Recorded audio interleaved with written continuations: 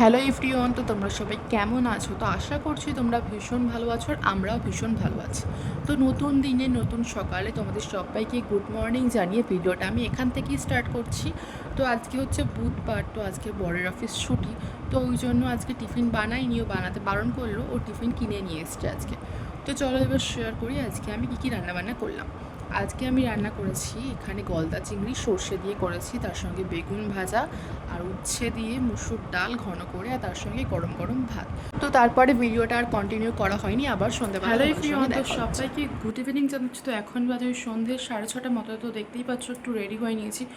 তো এখন যাব একটু ঘুরতে। তো কোথায় যাচ্ছি, কী করছি সমস্তটাই তোমাদের সঙ্গে শেয়ার করব। তো আজকে যেহেতু বরের অফিস ছুটি, তো ওই জন্য আর কি এখন একটু বেরাচ্ছি। তো কোথায় যাব সবটাই তোমাদের সঙ্গে শেয়ার করব। তো তোমরা ভিডিওটা দেখতে থাকো, আশা করছি তোমাদের আজকের ভিডিওটা দেখতে অনেক ভালো লাগবে।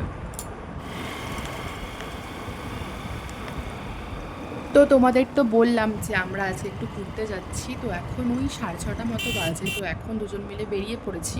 তোমাদের তো আগের দিন কি শেয়ার করেছি, এই মন্দিরটা আমাদের বাড়ি থেকে ওই 10 মিনিট মতো লাগে। তো এখানেই ফার্স্ট এসেছিলাম, তো এখানে এসে কিছুটা সময় আমরা কাটিয়ে নিলাম দুজন মিলে, তো খুবই ভালো লাগলো। তারপর ওখান থেকে গিয়েছিলাম সোনারপুরে একটু ফুচকা খেতে। তো যারা আমার ভিডিওটা গড়িয়া আপ টু বারুইপুর থেকে দেখছো তারা অবশ্যই চিনবে সোনারপুরটা কোথায়।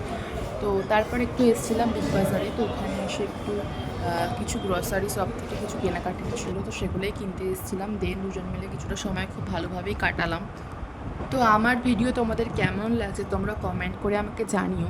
আর যারা ফেসবুক থেকে দেখছো তারা প্লিজ ভিডিওটি ভালো লাগলে লাইক কমেন্ট শেয়ার করো। আর যারা ইউটিউব থেকে ভিডিওটা দেখছো তারা প্লিজ আমার চ্যানেলটি সাবস্ক্রাইব করো, লাইক কমেন্ট করে আমার পাশে থেকো।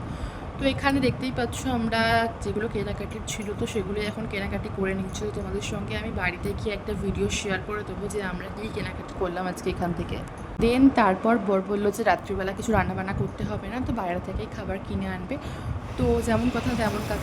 তো এখনই এখান থেকে খাবার দাবার কিনে দেন বাড়ি চলে এসেছিলাম।